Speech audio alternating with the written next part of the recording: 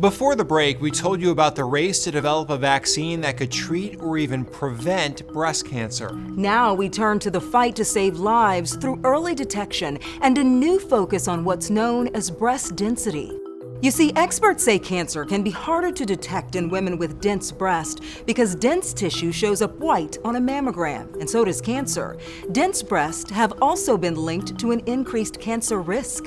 And that has the U.S. Food and Drug Administration taking action. Here again is reporter Heather Graf with the FDA's Chief Medical Officer and the change to federal regulations that takes effect in September 2024.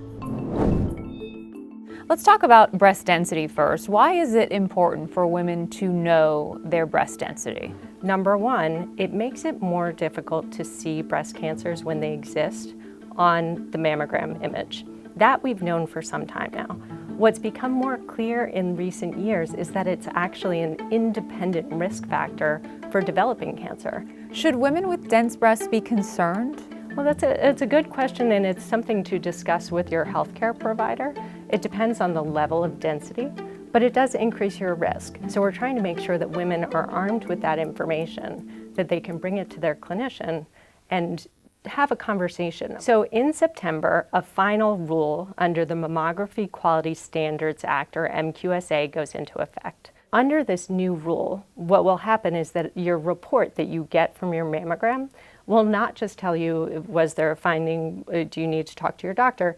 It'll also tell you about the density of your breasts. So we've broken out specifically in different categories how that should be reported, going from not dense at all to extremely dense.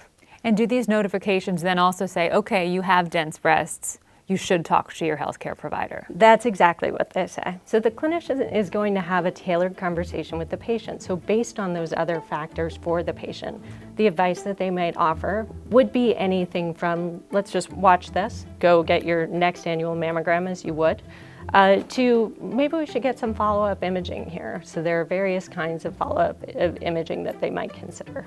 Do you think this will help with early detection of breast cancer?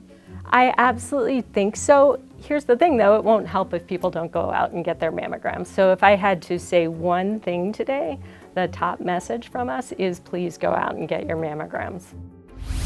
The FDA change marks the country's first ever national requirement for breast density notification. For perspective, the FDA says about 27 million women in the U.S. have dense breasts. You can see more of our in-depth coverage on this right now, including the stories of the women who helped bring about this change. Just search mammogram regulations at investigatetv.com.